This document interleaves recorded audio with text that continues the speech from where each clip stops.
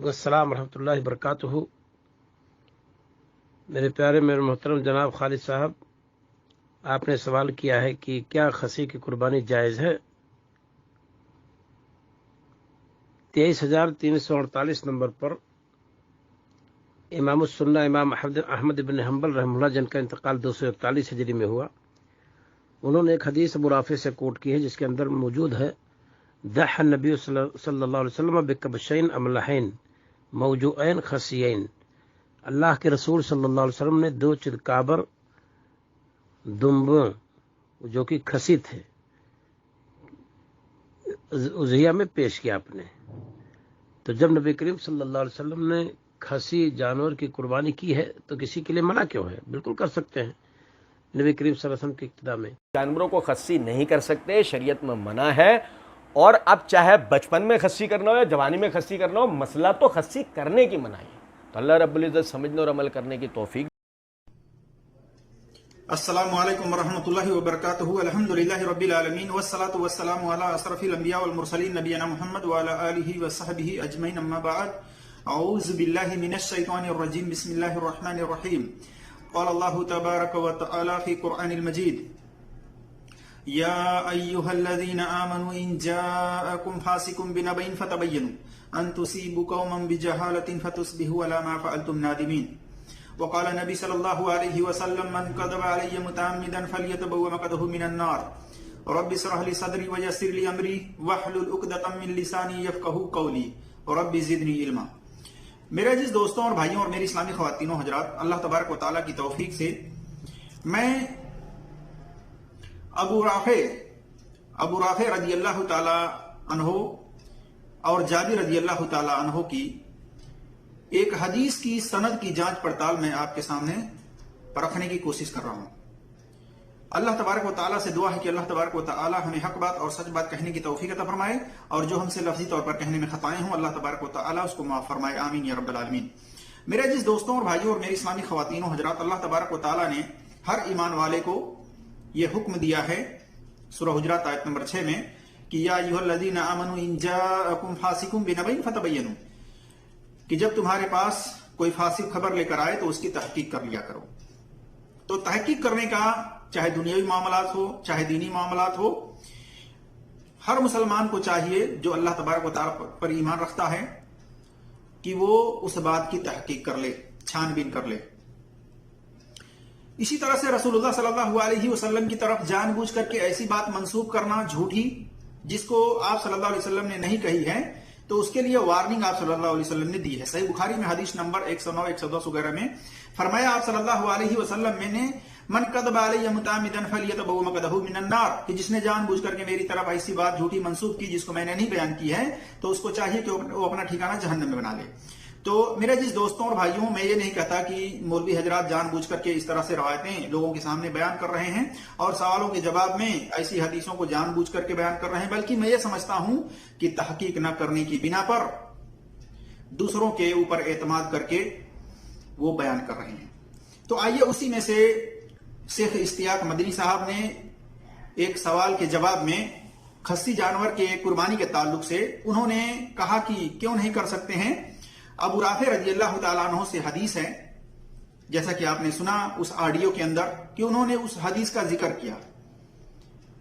तो कहते हैं कि क्यों नहीं कर सकते हैं, नबी सल्लल्लाहु अलैहि वसल्लम की इक्तिदार में कर सकते हैं, क्योंकि आप सल्लल्लाहु अलैहि वसल्लम ने खस्सी जानवर की कुर्बानी की है।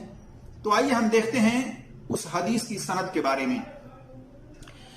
तो देखिए वो सनद, जैसा कि उन्होंने कहा कि मुस्नद अहमद के अंदर हदीस नंबर 23,348, इसी तरह से हमारी तहकीक के मुताबिक अल मुजमल कबीर तबरानी के अंदर भी जिल्द नंबर 1 सफ़ा नंबर 464 और हदीस नंबर 916 के अंदर है। और इसी तरह से शेख अलबानी रहमतुल्लाह अलैह ने इस हदीस को अपनी किताब इरवा अल गलील के अंदर जिल्द नंबर 4 सफ़ा नंबर 360 के अंदर हदीस नंबर 1147 पर सही कहा है। और उन्होंने क्यों सही कहा है? उन्होंने शवाहिद के बिना पर सही कहा है। उसी इरवा अल गलील के अंदर जिल्द नंबर 4 के अंदर हदीस नंबर 1138 है।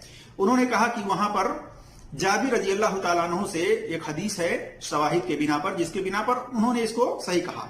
जबकि उस हदीस के अंदर खस्सी के जो मुख्तलिफ अल्फाज हैं वो अल्फाज उसके अंदर है ही नहीं, वो कहां से दलील बन सकता है। इसी तरह से उसके अंदर भी इल्लत है, मैं आगे आपके सामने बयान करूंगा। तो आइए हम सबसे पहले अबू राफे रजी अल्लाह ताला अन्हु कि इस हदीस की सनद की जांच पड़ताल मैं आपके सामने रखने की कोशिश करता हूं ताकि बात वाज़ेह हो जाए कि उनकी बातों में कितनी सच्चाई है।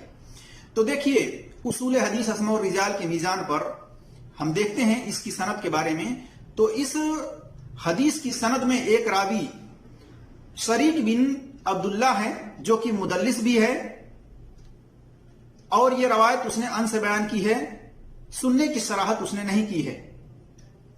और जैसा कि जमहूर मुहद्दिसीन के नजदीक ये बात मुसल्लम है, ये उसूल मुसल्लम है कि बुखारी और मुस्लिम के अलावा मुदल्लिस की अन वाली रवायत बगैर समा के तसरीह के ज़ईफ होती है।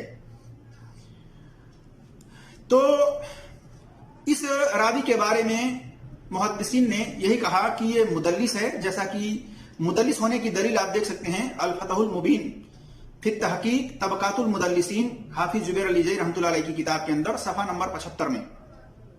इसी तरह से इस रावी को सईउल हफीज भी कहा गया है कि इसका हाफिजा खराब हो गया था, और मुजतरबुल हदीस भी करार दिया गया है। तो कई इल्लतें हैं इसके अंदर जिसकी बिना पर इसकी सनद सही नहीं है। इसी तरह से दूसरी इल्लत इसकी सनद में यह है कि दूसरा रावी इसकी सनद में कैस बिन रबी है, जिसको जमहूर मुहद्दिसीन ने दईफ करार दिया है, कमजोर करार दिया है। इमाम यहिया बिन मईन रहमतुल्लाह अलैह जो मुतकद्दिमीन मुहद्दिसीन में से हैं, इन्होंने कहा कि इसकी हदीस मुनकर है। इसी तरह से इमाम अहमद बिन हंबल रहमतुल्लाह अलैह ने भी कहा कि इसकी हदीस मुनकर है, यानी सही नहीं है। इसी तरह से इमाम बुखारी रहमतुल्लाह अलैह ने कहा मैं इसकी हदीस नहीं लिखता, ला यक्तब हदीसा। देखिए, हवाले के लिए तारीखुल सगीर लिल बुखारी जिल्द नंबर 2 सफा नंबर 152, तारीख यहिया बिन मईन जिल्द नंबर 1 सफा नंबर 204, अल-जोफा वल मतरुकीन इमाम निसई की सफा नंबर 301, सुनन दारकुतनी की जिल्द नंबर 1 सफा नंबर 330, अल-जोफा अल-कबीर लिल अकीली की जिल्द नंबर 3 सफा नंबर 471 वगैरह। इसी तरह से तीसरी इल्लत इसकी सनद में क्या है कि तीसरा रावी अब्दुल्ला बिन मोहम्मद बिन अकील जो कि जमहूर मुहद्दिसीन के नजदीक ज़ईफ है, मुजतरबुल हदीस है, सईउल हफीज है। यह रावी का हाफिजा जो है, अब्दुल्ला बिन मोहम्मद बिन अकील का हाफिजा खराब हो गया था, जिसकी बिना पर यह इज्तिराब का शिकार हो गया है, और सदीद इज्तिराब है सनद के अंदर इस रावी से। जैसा कि आप देख सकते हैं सवालात अल अजरी के अंदर जिल्द नंबर 5 सफा नंबर 35, तारीख दिमश्क के अंदर लइब्न एसाकर की जिल्द नंबर 32 सफा नंबर 266। इसी तरह से इमाम अहमद बिन हंबल रहमतुल्लाह अलैह इमाम मोहम्मद बिन साद ने अब्दुल्ला बिन मोहम्मद बिन अकील को मुनकरुल हदीस करार दिया है। तो पता चला कि इमाम अहमद बिन हंबल रहमतुल्लाह अलैह जो मुतकद्दिमीन मुहद्दिसीन में से हैं, इसी तरह से इमाम मोहम्मद बिन साद ने अब्दुल्ला बिन मोहम्मद बिन अकील को मुनकरुल हदीस करार दिया है। देखिए तहजीबुल कमाल के अंदर जिल्द नंबर 16 सफा नंबर 82 में। और शेख मंजूर इलाही साहब के बयान को भी मैं आपको दिखा देता हूं कि उन्होंने कहा कि जिस सनद के अंदर किसी रावी को मुनकरुल हदीस कहा जाएगा तो उसकी वो रवायत मकबूल नहीं होगी। मैं वो भी आपके सामने दिखा देता हूं अपने अहले हदीस आलिम का कौल है कि मुनकरुल हदीस, और जिस रावी को मुनकरुल हदीस कहा जाएगा उस रावी की कोई भी रवायत काबिल कबूल नहीं होगी। तो मेरे जिस दोस्तों और भाइयों, आपने सुना, पता चला कि इसकी सनद के अंदर ये रावी जो है मुनकरुल हदीस भी है, तो कहां से ये सनद जो है मोतबर हो सकती है।